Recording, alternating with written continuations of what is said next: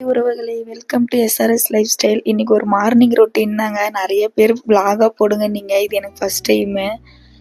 Morning ஒரு 5:15 எழுந்துட்டு brush பண்ணிவிட்டு ஃபேஸ் வாஷ்லாம் பண்ணிவிட்டு நம்ம டெய்லி ரொட்டீன் ஸ்டார்ட் பண்ணியாச்சு.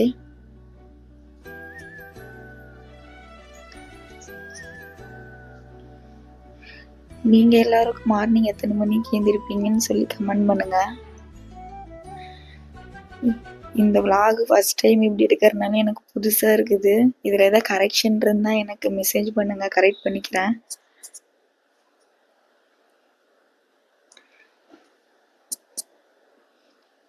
சரி, எழுந்தோடனே ஃபஸ்ட்டு குக் பண்ணிடலான்னு சொல்லிட்டு தான் அதுக்கு தேவையானதெல்லாம் இது பண்ணிகிட்ருக்கிறேன்.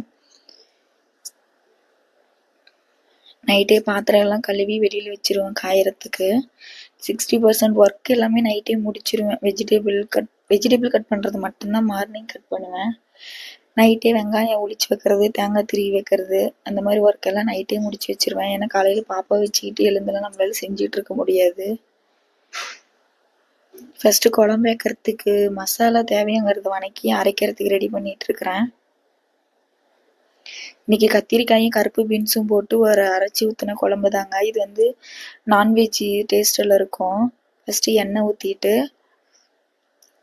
எண்ணெய் நல்லா காஞ்ச பிறகு சின்ன வெங்காயத்தை நைட்டு உளிச்சு வச்சாச்சு. அதை நல்லா வாஷ் பண்ணிவிட்டு சின்ன வெங்காயம் போட்டுக்கலாம். சும்மா ஒரு 200 கிராம் சின்ன வெங்காயம்.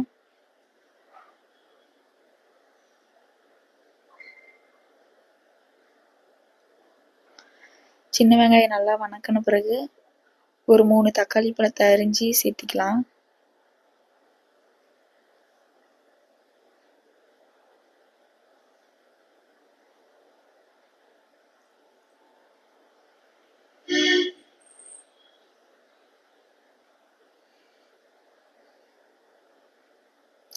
வெங்காயம் நல்லா வணங்கிருச்சு. இப்போ தக்காளி சேர்த்தி நல்லா வணக்கிக்கலாம்.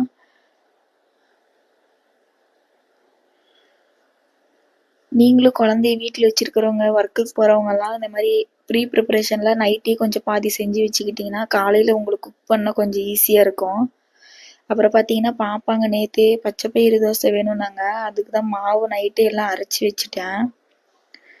அதை இப்போ சால்ட்டு போட்டு நல்லா கரைச்சி வச்சுக்கலாம்.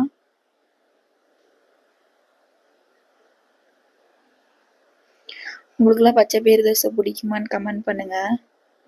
அப்புறம் வெங்காயம் தக்காளி எல்லாம் நல்லா வணங்கிருச்சு. இதிலே துருவின தேங்காய் கொஞ்சம் அதிலே போட்டு வணக்கிக்கலாம். தேங்காய் கூட நான் எப்பயுமே துருவி ஃப்ரீசரில் வச்சுருவேன். அப்புறம் குக்கர் வச்சு குக்கரில் 2 டேபிள் ஸ்பூன் ஆயில் ஊற்றி சின்ன வெங்காயம் தக்காளி எல்லாம் போட்டு நல்லா வணக்கிக்கலாம்.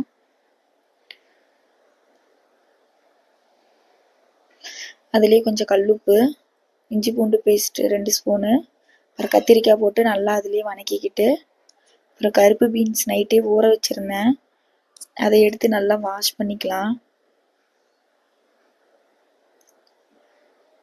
அப்புறம் அதுலேயே கத்திரிக்காயிலே கருப்பு பீன்ஸையும் போட்டு நல்லா வணக்கி விட்டுட்டு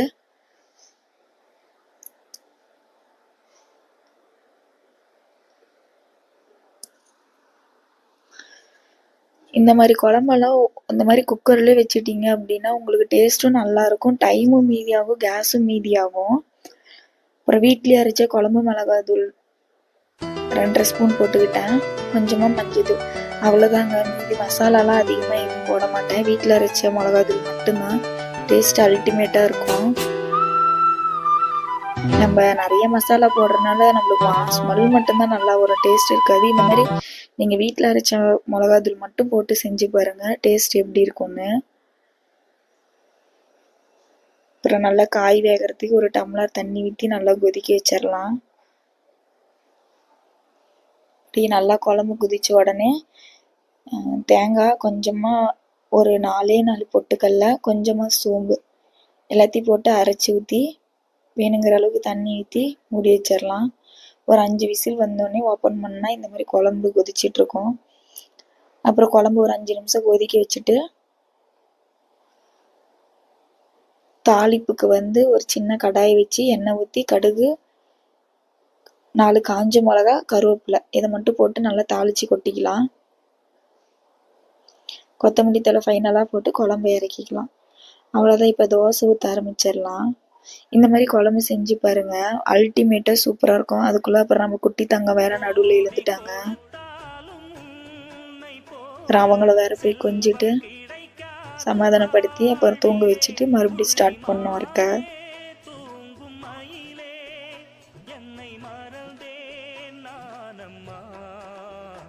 எந்தன் வாழ்க்கையின் அர்த்தம் சொல்ல பூக்களின் வண்ணம் கொண்டு பிறந்த மகளே என் மகளே. அப்புறம் பார்த்தீங்கன்னா நம்ம பெரிய தங்கம் 2 பேர் எழுந்து ரெடியாக ஆரம்பிச்சிட்டாங்க. பாப்பாங்களே குளிச்சுக்குவாங்க, நான் தலை மட்டும் சீவிட்டேன்னா போதும். அப்புறம் அவங்களெல்லாம் ரெடி ஆகிட்டு தலை சீவு வந்தாங்க. கடகடன்னு தலையெல்லாம் சீவிட்டு ஃபஸ்ட் டைம் வீடியோ எடுக்கிறதுனால என்னம்மா வீடியோலாம் எடுக்கிறீங்கன்னு ஷாக் ஆகிட்டாங்க. நம்ம குட்டி மேடம் வித்தை காட்டுறாங்க பாருங்க. இப்போ இந்த வித்தெல்லாம் காட்டிட்டு இருக்கிறாங்க.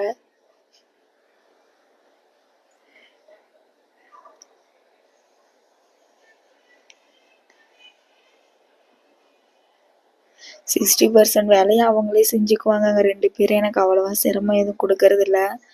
பாப்பா இருக்கிறதுனால என்னோட கஷ்டத்தையும் புரிஞ்சுக்கிட்டு அவங்க ஒர்க்கை அவங்களே பார்த்துக்குவாங்க.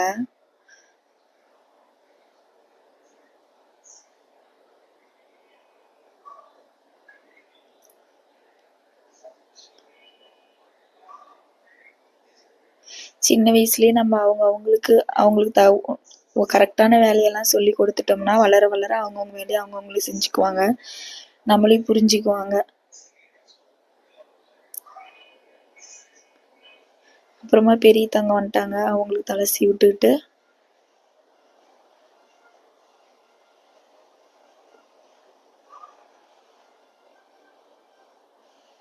வீடியோ எடுக்கிறத பார்த்துட்டு அவங்களும் சிரிச்சிட்டு இருக்கிறாங்க.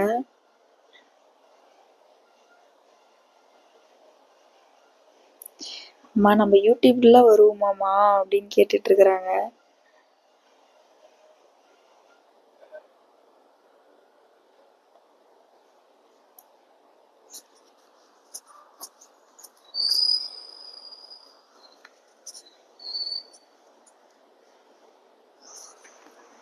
நம்ம வீடியோ யாரோ புதுசாக பார்க்குற மாதிரி இருந்தால் சப்ஸ்கிரைப் பண்ணிக்கோங்க. தொடர்ந்து உங்களோட சப்போர்ட்டை எங்களுக்கு கொடுத்துக்கிட்டே இருங்க. அடுத்தடுத்து என்ன மாதிரி விலாக்லாம் போடலான்னு சொல்லிட்டு கமெண்ட் பண்ணுங்கள். நான் ட்ரை பண்ணுறேன் முடிஞ்ச அளவுக்கு அதே மாதிரி போட. நிறைய பேர் ஹோம் டூரில் கேட்டிருந்தீங்க. பாப்பா கொஞ்சம் பெருசானோடனே போடுறேன், இப்போ நம்மளால செய்ய முடியாது. பார்த்தீங்கன்னா 2 பேர்த்துக்கும் சாப்பிட்றதுக்கு தோசை தான் போட்டு கொடுக்குறேன்.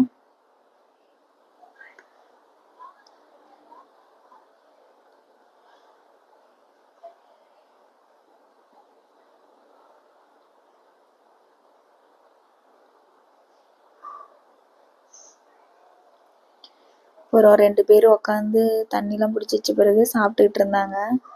அப்புறம் நம்ம குட்டி தங்கத்துக்கு வந்து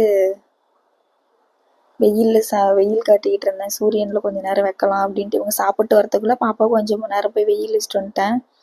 போயிட்டு வர கேப்பில் மேடம் 2 பேரும் பாருங்க யூடியூப் போட்டு பார்த்துட்ருக்காங்க. அப்புறம் ஷூவெல்லாம் போட்டுக்கிட்டு ஸ்கூலுக்கு கிளம்புறாங்க. கரெக்டாக 8 மணிக்கெலாம் பாப்பாங்களுக்கு வேன் வந்துடும். கிளம்புறாங்க. சின்ன மேடம்க்கு கொஞ்சம் கோவம், மூஞ்சி தூக்கி வச்சுட்டு போகிறாங்க. அவ்வளோதாங்க இந்த வீடியோ. நம்ம வீடியோ மறக்காமல் சப்ஸ்கிரைப் பண்ணிக்கோங்க, லைக் பண்ணி கமெண்ட் பண்ணி ஷேர் பண்ணுங்கள். தொடர்ந்து உங்களோட ஆதரவை கொடுத்துக்கிட்டே இருங்க. அடுத்து என்ன மாதிரி வீடியோ போடலாம் அப்படின்னு சொல்லிட்டு கமெண்ட் பண்ணுங்கள். தேங்க்யூ.